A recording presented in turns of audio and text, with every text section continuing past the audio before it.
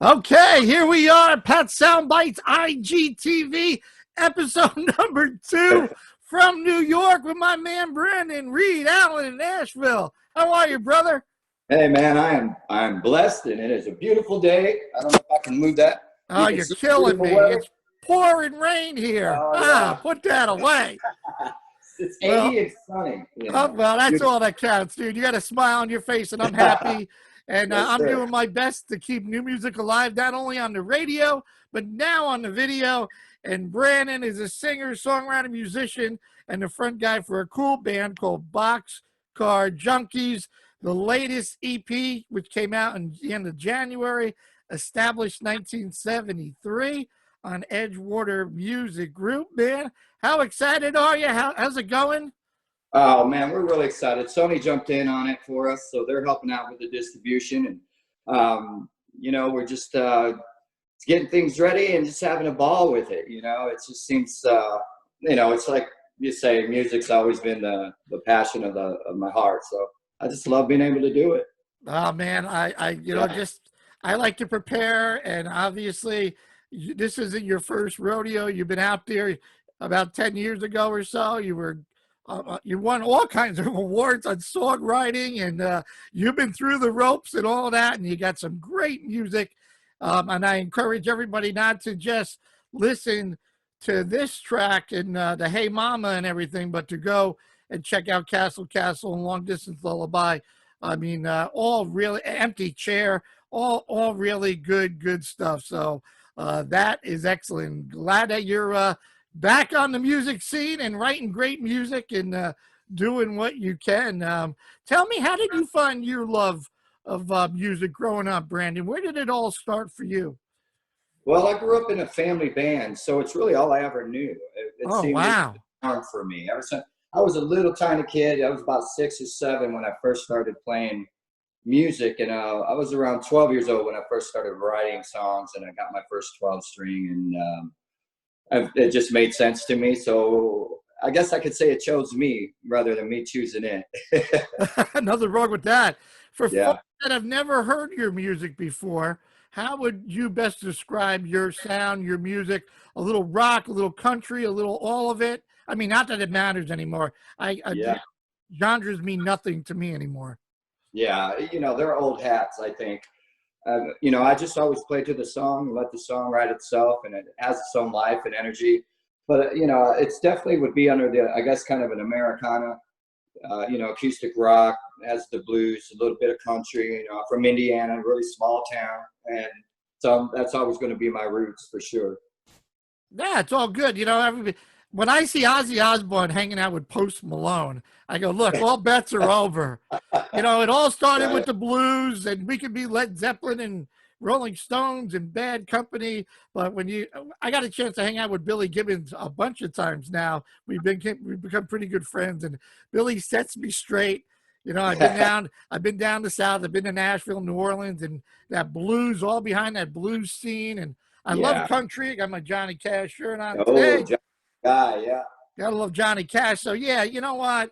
And for me, keeping new music alive on the radio airways, that's I'm loving it. So I'm playing blues, I'm playing a little bit of country, I'm playing a little Americana, if you want to call it that. It Yeah. really doesn't matter. Good music's good music. So tell me about this single called in this video, Hot Mama, that we're gonna play in a bit, and some of the tracks that you got here. What about Love, Dream of Angels, featuring the incredible Gary Hoey? Talk to me Gary about Hoey. that. Gary, I had called him up, asked him to play a solo on this song because it's such a special song to me. And I was just blown away when he sent it back. He had put so much love into it because, Gary puts love into everything. He's the most compassionate guy I know, and one of the most talented of all time. And so I was just really honored and blessed. And him and I, we've known each other quite a few years. So this was a really cool opportunity for us to work together on an actual track. So I'm really happy with how it turned out. What About Love is another one that just kind of goes about, being our brother's keeper and just trying to help each other out, and, just, kind of come together, get out of ourselves. And then of course, Hey Mama, That's just a fun song. You know, every lyric, every song is lived. It's really something that I've experienced. So, you know, of course, every writer, their songs are you know, important to them, but these are kind of just real true life lived experiences. So it's, you know, really that vulnerability is really stretches you. So I'm just glad to be able to tell the stories, you know, and be here to be able to tell the stories. Yeah, I hear you. Yeah, it's all. I mean, it's got to be. I'm not a musician, and I always ask, man, when somebody comes up to you after a show and says, "Hey, Brandon, man, that song, you know, Gypsy Soul," or "Hey, Yeah. Mama, man, it hit me right here." There's a responsibility. There's got to be, like, when you get in that van or car to go home, and you know you get goosebumps going. You know, if it made one person that could relate to it, compared to 1,000 people in the audience, Yep. you know you did your job. I mean, is there any greater satisfaction than that? Not at all. And that's the whole reason for it. That's the whole reason because if not, they're just stories. If nobody ever tells them, then they're just stories that nobody's ever heard, you know. And how are you going to make a difference? How are you going to help change somebody's way of thinking, or even just make them feel not so alone, or whatever? I mean, music's always, you know, been medicine. And if I can help deliver it, I'm your guy. Absolutely. And I'm Yeah. a lyric type of guy. Yeah. I want to listen to the words. I want to hear the story. And I know listening to Hey Mama and a little pieces of the other tracks, I know it's really personal and you're sharing your life and throwing it out there. And, you know, when I say, hey, is it about this or that? And the artist would say to me, you know what, Pat? However you interpret it is, I'm good with it. It doesn't really matter as long as you get it and you appreciate it and have a love for it. And yeah, Exactly. absolutely. Because it's going to mean something different to everybody, because everybody's experiences are different. Even if they're the same, they're still different. Everyone feels different. Everyone sees things in their own perspective. So you could say the same word, the same sentence 3 times in a row, and everyone's going to have a different take on it, you know? So that's that. As long it's universal, and I approach that when I write. I wanted people to be able to see themselves in that song, in that story, even if the ones who have lived it, I want it for inspiration, and the ones who haven't, I want that so they can easily see themselves in that situation. Brandon, want to talk about your writing process. Does it start with the guitar riff, or you behind a piano, or you just had these thoughts and just write them all down, or just start with the lyric? How does that work for you? Man, it's different every time. And that's what I love about it. It's never exactly the same. I've never written one song like I wrote another one. Sometimes it's just a melody in your head. Sometimes you're just sitting playing on the guitar and something. A lot of times, though, for instance, the new one we're working on, it calls "It Only Happens When It Rains." And so my wife to be and I are sitting outside, and we were talking, and she said, "Well, it only happens when because our roof was leaking." And we couldn't figure it out. And we're like, where is this stuff coming from? Right? So and she's like, "It only happens when it rains." And I go, "Oh," I had to run and get a pen. Nice. I'm like, that's the chorus for the song that I've been working on, you know, a year later. Sometimes they take a year. Sometimes they take 3 minutes, and you just write them down. Sometimes you wake up in the middle of the night. A lot of times I'll hear the song and I'll have to learn it. That's all right. You know, and I'm like, hey, but I hear it, but I don't know how to play it, you know? So it's always, it's an experience, you know, regardless. So. Is it, is she on the songwriting credits, I hope? If She's on this whole project. Yeah, exactly. Good answer. Good Yeah. answer. What are your thoughts on your first live show with an audience after we are done with this lockdown? Oh my goodness. No. I posted on my Facebook, there's going to be a whole lot of hugging. It's going to be long and awkward, and I'm going to make it weird. I love it. I'm a hugger, right? So, no, I cannot wait to get out there. The energy, the excitement, the folks, and the mindset is different. It's completely different than what it was a little while ago. And I think that energy, you know, in the masses, it's a great moment of awakening for all of us. I think you're going to see people in tears. I talked to an artist the other day, And I asked that question. He goes, I'm going to be shaking in the airport checking my bag. You know, we've taken it so much for granted, and now we're in lockdown mode. And I mean, especially for you, you released an EP even in January, and it's got to kill you not be able to get out there and share it. I mean, that's what you do. You love, right? Performing. Oh, that's I always say that's the payoff. You know, a lot of people think musicians just go and play music. I'm like, oh my gosh, no, you got to work 12, 13 hours a day. You know, the actual playing the music, that's the icing on the cake. That's, you know, and you talk about how it just came out, and we just did in March 7th.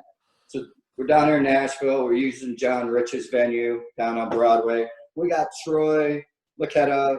He's playing drums. Tesla. Oh, you gotta love Troy. And we got Bob Marinelli. He played with O'Willing for quite a few years. And Jeff Kersey, just an amazing team. Dave, Lowry, bunch of guys. And so we had this amazing release party, put so much work, and you know what it takes. And it was awesome. And a week later, boom, and we were like, what? But at the same time, as frustrating as it was, it gave us a lot of time to be able to kind of come together more as a band and tighten things up and work on some new stuff and doing these interviews, which is awesome, getting the word out there for us. And so we're locked and loaded. We're ready. We're just waiting for that to is really, let us loose, you know. That is pretty cool. You know, I was last time I was in Nashville, now like 1985, 86, and it was all country, you know, Hank Williams Sr. And now I interview artists like Troy. Oh no, I'm in Nashville, or you know, other names, you know, Damon Johnson, I'm in Nashville. Oh, yeah. You know, I'm like, what happened to LA and New York? And now Nashville is like the music city capital of the world. No, hands down. Hands down, yeah. I said to I think I had Mark Slaughter on the phone. Mark's down there. And I go, do people like spot you at Walmart? And he goes, no, they're looking for Keith Urban. I put a baseball cap on. Nobody's looking for some crazy ass rock star. They're looking for Tim McGraw, Keith Urban. He goes, I'm all good with that. Yeah, exactly. Yep. Well, let's bring up this video. Let's show everybody this video. Hopefully I can do this right there, Brandon. I think there's want to make sure you can hear it. At least hope you can hear it. Here we go. There it is. Yeah. And how come I can't hear it? Oh wait, it doesn't start yet. There we go. Can you hear it, Brandon? No, but I can see it. Did you have to? I'm listening to it. I'm sorry, I'm missing a button here somewhere to hit it out for you so you could actually hear it. That's fine. No worries. I've heard it before. No, it's a beautiful, beautiful job with the videography of it all. Yeah, that was a young kid in Houston, and he just killed it. Him and his girlfriend. The label wanted to go with a big production company and all that. I wanted it to be just raw and real, like it is. When you're on the highway, did you have to get like a special permit? That is pretty cool. I like that part where you're like hanging out with the people, high-fiving people. Yeah. You have to get a permit, or the cops on you or anything? No, I didn't have to do anything. I just sat up my guitar and just went. And the folks driving by, they didn't know it. They didn't even know. You know? Yeah, but you know what? This is you, man, right? This is who you are. You're a happy guy. Yep, that just shows, you know, it's just kind of like the daily grind of a working musician, you know, from busking all the way up to, you know, just making that daily bread. Nobody picked you up. I mean, come on. Don't they know who you are? Look at this. Look at this. That is cool. Yeah, this is a little diner they had in there. The folks were just, you know, I said, I'll play some songs if you don't mind if we shoot the video in here. We kind of did a barter system. Hey, whatever works, right?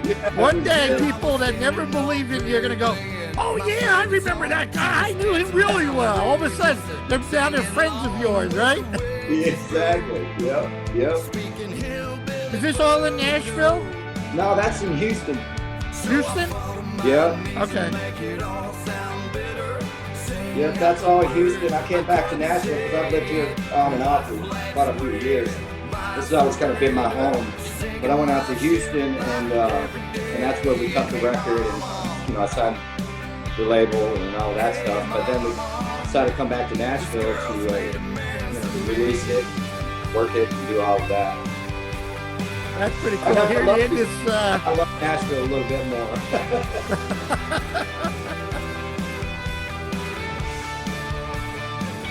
It's a great song. It's a great video. Yeah, I really enjoy it. That was my wife to be following me behind. He's been a really huge part of all of this, which has been so awesome. I'm gonna play it this Sunday, that's for sure. Yeah, I'd love to see it. And make sure you send me a link to all that too, so I can share it. Well, I hope people are going to watch. I know people are going to watch our video, and I hope people go right to either Reid Allen or Boxcar Junkies and check out the video again and share it and go out and buy the EP, 6 tracks. Established in 1973. Why established in 1970? Is that the year you were born, or yes, that sir. year? Yep, that's when I was born. A lot of these songs are about the journey and everything I've gone through and along the way. Even the picture on the EP covers me when I was a little kid. It's got the standing in front of my grandma's screen door. Very cool. Yeah. And there he goes. Nobody wants to give him a ride home. No. Walking down. Very good. Very good job. Tell me about this. I was on your website. Tell me about this great idea called Hobo Nation. Mm-hmm. I love anybody that gives back and wants to help out.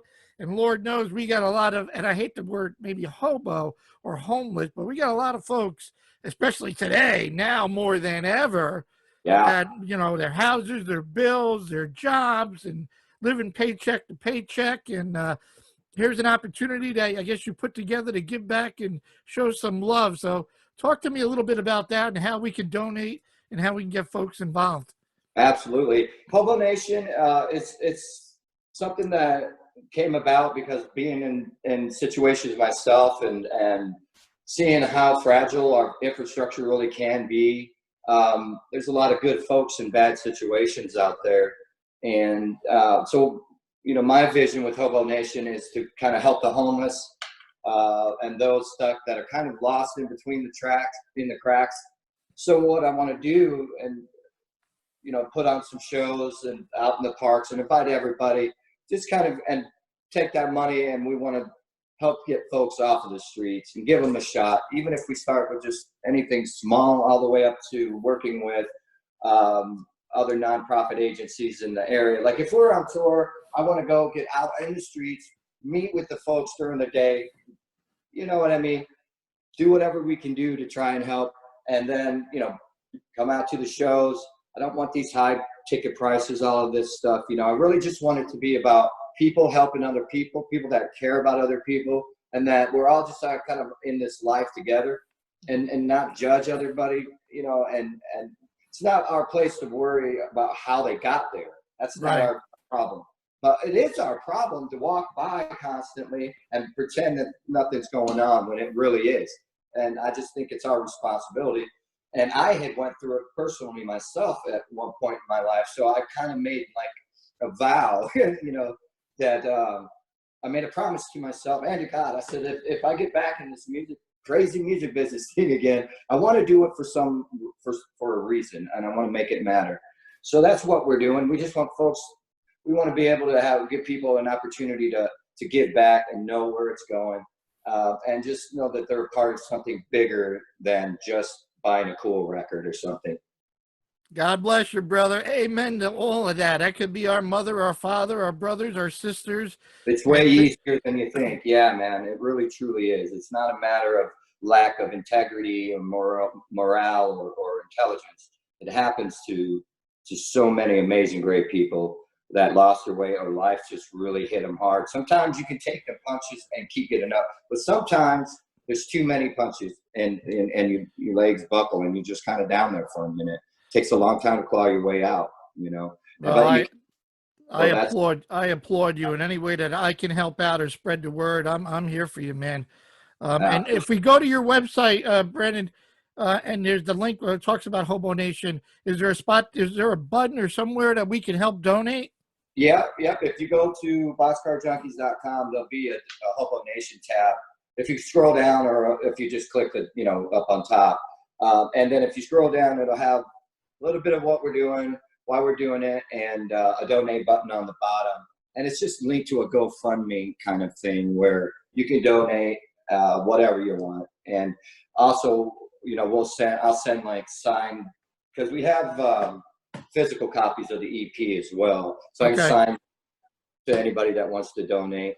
And when we're also selling shirts, and the portion of that, 50% of the shirts will go towards Hobo Nation, and 100% of the EPs go to Hobo Nation. Good for you. Because the shirts are pricey. I can't cover them all on my own. But so if we can team up, I'll donate half, and somebody else wants to donate half, and then we break even at the end of the day. Well, maybe I'll talk to you offline, and maybe I can get a copy of the link and put it on our radio station website or anything that I do to encourage folks. I love folks like Troy Laketta. I love Brad Paisley started a store. Folks that are always giving back and thinking about the folks that are less fortunate. And like I said, at any day, at any time, it could be any of us.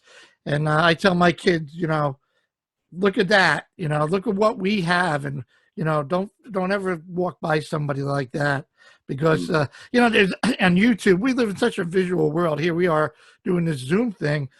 And one town put up a piano, and there was this, homeless poor guy, and he got on there and he starts playing like Bohemian Rhapsody, and just because he looks the way he looks, and then we find out he's a veteran, and then somebody got him lunch, and then somebody got him a haircut, and the guy couldn't be more grateful and thankful. And just because the outside cover, the guy hit rock bottom doesn't mean that he's still a brother, he's still a human being, and we got to do our best for folks like that. It still has worth, exactly. And a conversation is priceless. Sit down with the man and have a 5-minute conversation with him. You ain't got to give him $100. If you don't have, it's not just about money or what. It's about looking at a man, another man, one man to another man. Look him in the eye. It doesn't matter. Look him in the eye. Don't treat him as he's invisible. Absolutely. That's well, I support that, brother. So we're gonna we'll talk about that and see how I can help out in that. Now I do this 5-4-it-all challenge. Okay. Right? You got I know you don't got 5 in your hand, but you got 2 dice. I have 2 dice. All right, well that'll work. So if anybody doesn't know me, I do 5-4-it-all, where I would meet Brandon before a show, after the show. We don't have any shows yet, but we'll be back out there, and we'll have him do it again when he plays up here in New York. And if he rolls 5 of a kind in 3 rolls, I play his entire EP. But in this case, just got to get a pair, brother. Just got to get a pair. All right, so roll number 1. Let's see, where are we at? Can you All right, roll number 1. Can you see it? Yep, go ahead. All right, here we go. All right, here's 1. 2 more times. All right. No. All right, come on, Brandon. Come on. All right, 2 2s. Let's come on. No. Well, you know what? You got 6. I'll play 3. Can't get any better than that. Well, this is why I'm terrible at don't worry Vegas about so much. Look, I'm looking to promote you as much as I can. People are like, are you crazy? 5 of a kind. I go, look, it don't matter. Well, that's fun. I love it. All right, before I let you go, sign these and send them to you for it. Before I let you go, I come from emergency service background, and we're dealing with some tough times. And I'm asking Yes. every artist that I get a chance to chat and meet with, if you could just thank our first responders out there that hopefully a lot of them will watch, not because of me and you, but get the word out that we really care. And these folks are in the trenches, and we want to support them as much as we can. Absolutely. Yes, I definitely would love to say thank you guys. You're heroes in my book. You're the first to the scene, and you're the last ones to leave.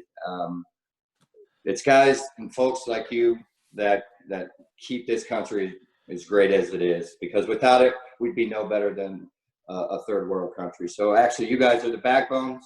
We thank you. We love you, and we're very grateful for your service. Thank you. Thank you, my man. I appreciate it, man. Absolutely. It's called Established 1973. Where can they go get it, Brandon? Amazon, Spotify, iTunes, Apple? Anywhere. Any one of them platforms, you sure can. And like I say, if you want a physical EP, you can just go to the website and shoot me a message or whatever. Brother, I thank you so much for your time. I hope you enjoyed the chat as much as I have. I'm looking forward to playing Hey Mama on my radio show this Sunday. Got to do a shout out to Jody Best, man. Love Jody. Is the best. Jody is the best. Bad promotions.